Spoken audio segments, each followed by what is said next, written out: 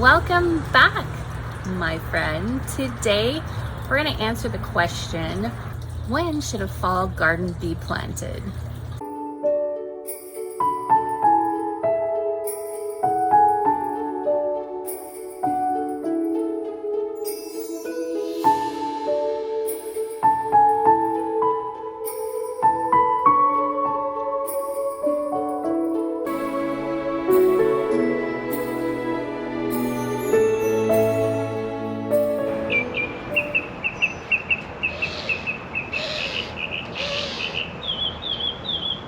Okay, so the answer is that depends.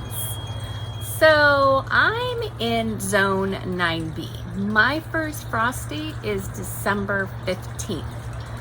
You, wherever you live, may be much sooner than that.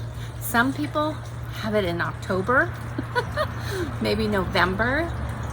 So depends on what you want to plant. You know, what fall garden plants do you want to grow in your garden? And when is your first frost date?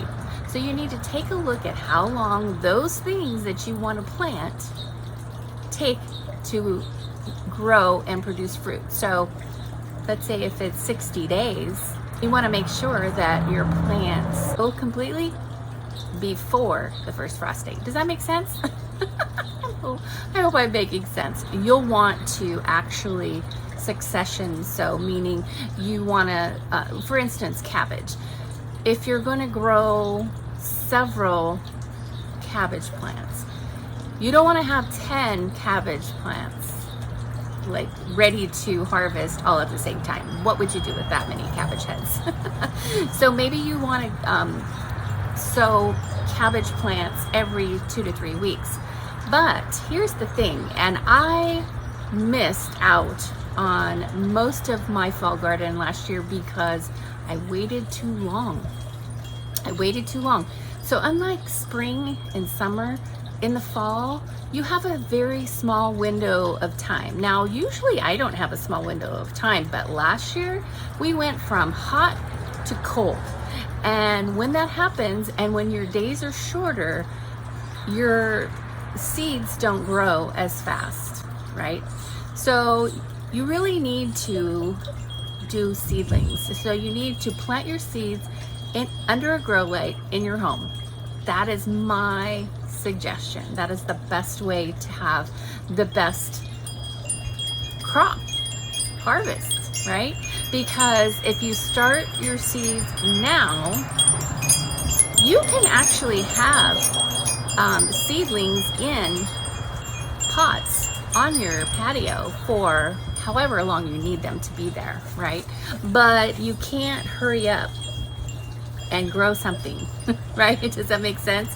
So I'm gonna probably start some seedlings maybe this weekend. It just depends, because guess what? We gotta plan, right? We gotta plan for this garden. And so that brings me to what I want to share with you today. Another thing, my book, my garden planner, it's on Amazon. I'll put a link in there for you, but this is what I'm going to use to actually plan my fall garden.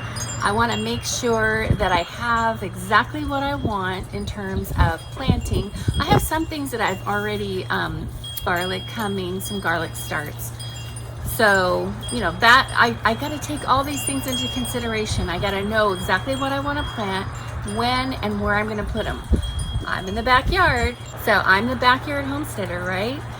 I'm also the queen of the 5-gallon bucket. So most of my plants will be in 5-gallon buckets. They're all in containers. Although this year I may put some nasturtiums direct in the ground in my flower bed, because I have to worry about gophers, and I don't think gophers care for nasturtiums. So that may be one thing that I put in the ground. I also put my sunflowers in the ground. And yes, I have sunflowers over the winter. I grow sunflowers until they just won't grow. Period. Okay, so let's plan. Oh gosh, everything's flying everywhere. Goodness. So I'm going to use this weekend. I'm going to start taking a look at I need to count how many pots I have, because honestly, I really don't have room for any more pots. And truth be told, my fall garden is not, I don't plant as many fall garden items as I do summer. Summer is filled with tomatoes, oh my gosh, all kinds of things. Okra, mostly tomatoes, I'll be honest. So you need to take inventory, you know, jot down how many containers you have, what you want to plant. So then what do you want to plant versus how many containers do you have? Not only that, but you have to take into consideration where these pots are that you're planting, right? So, you know, I only have so much room to grow, as I'm sure everybody has a limited amount of space, but some people's space is larger than others. Here at the Backyard Homesteader, we're looking in a backyard or on a patio if you're in an apartment, right? So we're limited on space, we're limited on containers, and we need to take that into consideration. So we really need to map out what we want and where it's gonna go, where's the best place for it to grow. This back section I have right here, it is all shaded. As you can see, it's all in the shade right now. It's the middle of the day. It gets morning sun, afternoon sun, some partial early on in the day, and then that's it. Now, it does move a little bit as the winter goes on, but that's really shade, okay, mostly shade. There are things that grow in the shade in the winter especially, just fine. And so I just need to make sure I know what I want on this back wall. And it might be garlic, although it gets windy. It's usually windy here all the time. It's crazy. So, you know, depending on what you're planting, it can get beat up a lot. So whatever you're growing, you need to take all these things into consideration. And you're the only one that knows your actual growing area the best. So, and you're gonna learn these things year after year. That's the beauty of having a garden, and each year, each season, you get to try something new. You come with experience, and if you have a book like this, a little planner, you can put all those notes in here, so then next year, when you get ready to plant whatever variety of plant you want from the previous season, because you're going to have your favorites, then you have your notes in here, because you can't remember everything. You just can't. You can't remember your favorite seeds. Put all that in here. This book is great. So it starts out, let me just show you real quick. There is a calendar in here, right? So actually for the next year as well, so you can look through to see what's coming up.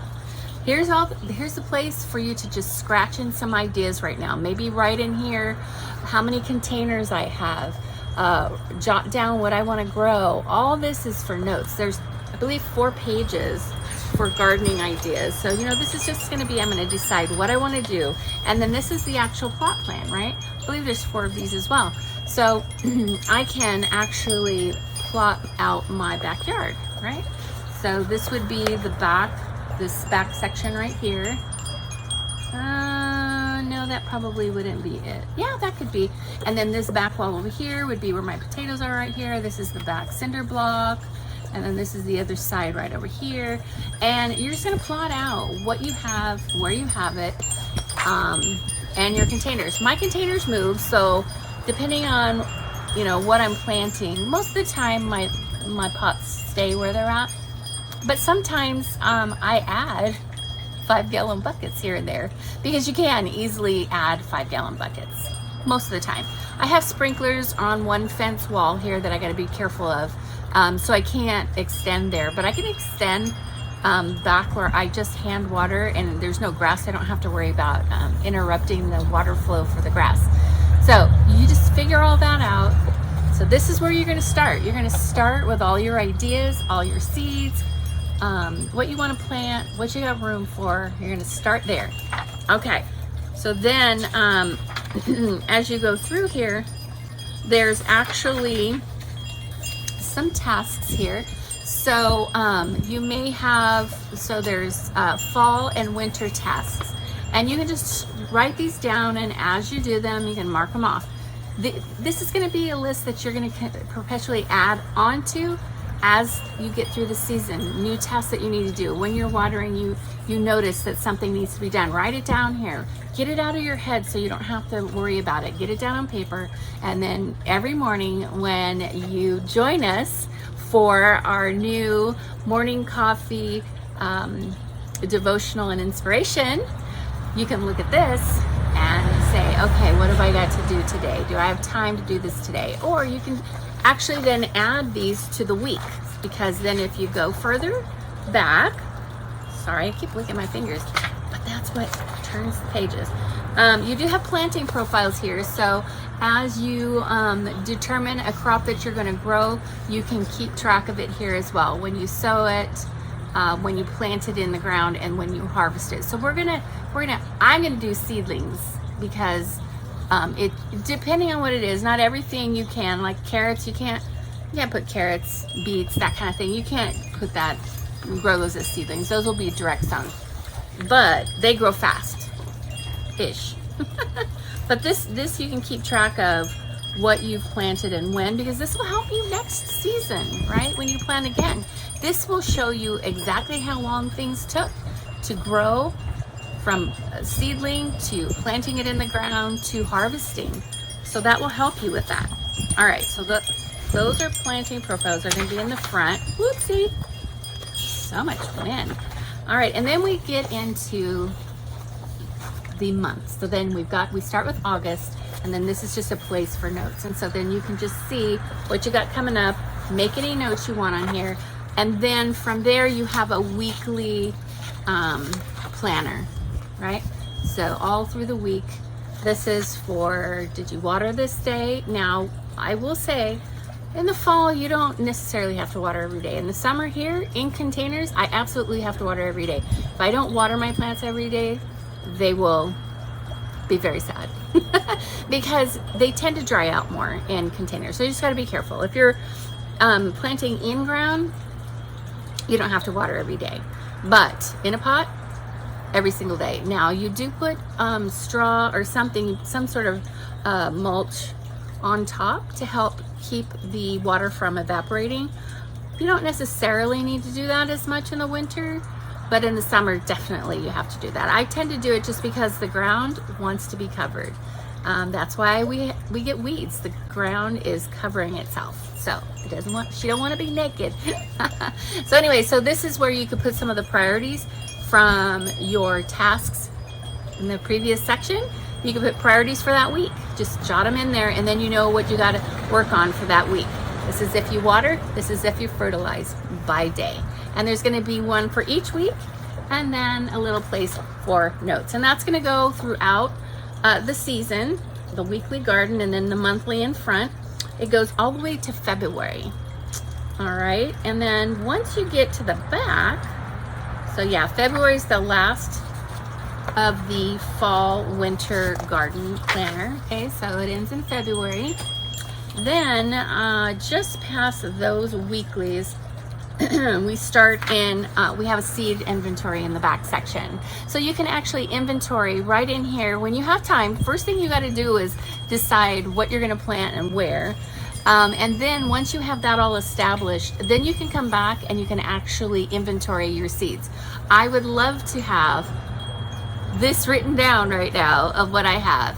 Right now, I just have to go through my seed packets, which I'll probably do anyway, possibly, but this is just a way to know if you are needing, or you find a good sale, you know, Jess Sowards or Jill, all kinds of YouTubers out there in homesteading, they're always telling us about seed sales, right? This is, quickly, you could just get on that and look and see what you have and maybe what you need for the next season, right? Because if you're doing a sale, you're probably buying at a time that is not when you're planting, because otherwise they usually aren't on sale. All right, this book on Amazon is like $8.99, very cost effective. It's good for the season, and then I'll make another one for the spring and summer season. So, all right, guys. Well, hopefully that helped. I have a lot of other fall ideas coming. We'll take a look in the future episodes of what plants you want to grow in the fall. And yeah, that's it. That's all I got for you today. Until next time, guys. Peace. Bye now.